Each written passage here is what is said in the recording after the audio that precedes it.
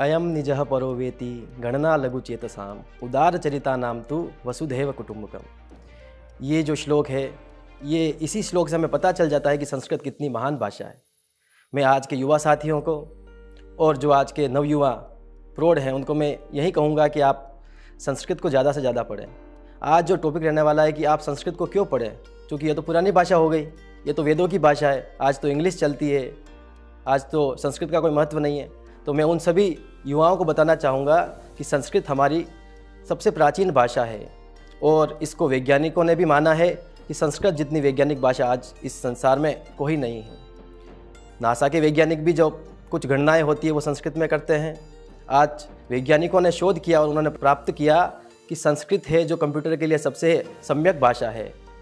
कुछ भी ऐसी गणना होती है जो अंग्रेजी या दूसरी जो आज की औद्योगिकी की भाषा है उनमें नहीं हो पाती, तो वो अंत में संस्कृत के पास आते हैं, क्योंकि संस्कृत सभी भाषाओं की माँ कही जाती है। तो जिस प्रकार से हम दुखी होते हैं और अपने माँ के पास जाते हैं, उसी प्रकार जब सभी वैज्ञानिक शोध करते हैं, पुराणों को सभी को पढ़ते हैं, लेकिन अंतिम समय में उनको कुछ शोध प्राप्त करना होता है तो वो संस्कृत के वेदों का ही सहारा लेते हैं। संस्कृत में दुनिया का सबसे पुराना ग्रंथ ऋग्वेद लिखा गया है। आयुर्वेद जो आज हम डॉक्टरी में पढ़ते हैं, आयुर्वेद वो संस्कृत से लिया गया है। संगीत की दुनिया में सामवेद जो संगीत का सबसे पुराना ग्रंथ है वो संस्कृत में लिखा हुआ है। और इसी प्रकार से संस्कृत जो है आपको अवश्य ही पढ़नी चाहिए। आज के युवाओं की सबसे बड़ी समस्या है कि वो बहुत ही जल्दी तनावग्रस्त हो जाते हैं। मेरी जॉब नहीं लगी, मैं क्या करूँगा, मेरे साथ ऐसा हो गया, मेरा रिलेशनशिप टूट गया। तो फिर वो बाद में साधु संतों के पास जाते हैं और उनसे संस्कृत में और गीता पढ़ने के उपदेश लेते हैं। मैं उन सभी के लिए कहूँगा कि आप ऐसे नहीं, आप संस्कृत को स्वयं पढ़ें ताकि आपको मानसिक शांति प्राप्त होगी। मैं संस्कृत पढ़ता हूँ, मेरे को मानसिक शांति प्राप्त होती है, तो मैं चाहूँगा कि आप भी संस्कृत को पढ़ें और मानसिक शांति को प्राप्त करें, तनाव से दूर रहें। और आप किसी भी प्रकार की शिक्षा ग्रहण करना चाहते हैं तो आप संस्कृत भाषा के माध्यम से उसको आसानी से पा सकते हैं। आप कोई भी शिक्षा ग्रहण कर सकते हैं।